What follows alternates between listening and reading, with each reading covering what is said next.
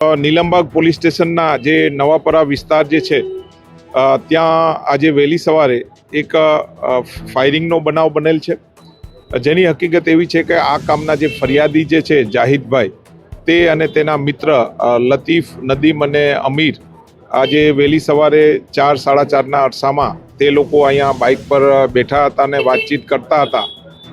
તે દરમિયાન આ કામના જે આરોપીઓ જે છે અલી, ફારૂક, કુલદીપ, રુદ્ર, ચેતન અને બીજા તે આવી અને આ લોકોને ધમકાવવા માંડ્યા અને તમે શા માટે અહીંયા બેસો છો, તમારી આ સગી નહીં થાય તેમ કરી અને ફાયરિંગ કરેલું છે.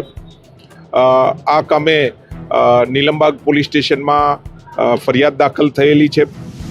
અગાઉ બી જે 18મું જે છે રોજુ હતું તે દિવસે બી આ કામના ફરિયાદી તેઓના જે મિત્ર સાથે અહીંયા જે બિલ્ડિંગ બને છે તેની સામે બેઠા હતા, ત્યારે બી આ લોકોએ બેસવાની ના પાડી અને ઝઘડો કરેલો અને આજે બી તેઓને બેસવાની ના પાડી અને ઝઘડો કર્યો છે. આ બાબતે પંચનામાની વિગતે કારતીસ કબજે કરવાની તથા તપાસની કાર્યવાહી હાલમાં ચાલુ છે. 2 રાઉન્ડ જે છે એ ફાયરિંગ કરવામાં આવેલા છે. તેનું મેઇન કારણ જે છે હાલમાં જે ફરિયાદમાં જણાવેલ છે તે મુજબ અહીંયા જે નવી બિલ્ડિંગ બને છે તેની સામે જે આ કામના ફરિયાદી અને તેના મિત્ર બેઠા હોય તે બેસવાની ના પાડેલી છે, પરંતુ ઊંડી તપાસ થનાર છે કે શા કારણે આ લોકોએ ફાયરિંગ કર્યું છે, બીજા લોકો સામેલ છે કે નહીં તે બાબતે ઊંડી તપાસ થનાર છે. એ જ આરોપી પકડવા માટે બી એલસીબી, એસઓજી અને લોકલ પોલીસની ટીમ બનાવી અને આરોપી જે છે તેને પકડવાની કામગીરી ચાલુ છે. આરોપી આવ્યેથી આ બાબતે કોના ઇશારે જે છે ફાયરિંગ કર્યું અને શા માટે ફાયરિંગ કર્યું તે મુદ્દે બી પ્રકાશ પાડનાર છે. હાલમાં જે છે 6 ઈસમ તથા બીજા જે છે તેની વિરુદ્ધ ફરિયાદ દાખલ કરેલા છે. Thank you.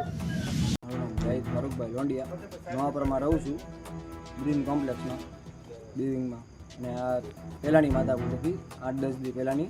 મારા ભાઈબંધ દોસ્તાર બેઉ આવ્યા હતા ને રોજુ કરીને, કે તારે બીજા ત્રીજાને ભેગા નહીં કરવાના નામને તેમને એમ કરીને ત્યારે મને મારી લીધો હતો. ત્યારે મને મૂંઢમાં માર્યો હતો. એની પહેલાં મારા ભાઈબંધને હાથ ભાંગી નાખ્યો હતો અને ફોન તોડી નાખ્યો હતો અને મારોય તોડી નાખ્યો હતો. પછી 8-10 દીની પછી અમે આજે બેઠા હતા ને ઘર પાસે, તો તું પાતર હું મારો છો એમ કરીને એ લોકો ઉઈ ગયા કે બેઠો રહેજે હાથ આમને તેમને. પછી એ લોકો ઓચિંતાને આવ્યા, ફારૂક, કુલદીપ ને એક અલી એ આવ્યા ને પછી પેલો તહલા કરીને હતો વલ્લીભાઈનો છોકરો, એ બધા આવ્યા ને પછી બીજા અજાણ્યા હતા 4-5 જણા. શું બનાવ થયો તારે? ત્યારે અમે બેઠા હતા ને તો ઓચિંતાના ધોકાને તલવારોને ફાયરિંગ કર્યા મારતા. સબૂત છે કાંઈ ફાયરિંગ કર્યું? કારતૂસ પડ્યું છે ને નવાપરામાં સાહેબને આપ્યું ને પોલીસ વાળા આપ્યું? હા. ઓકે.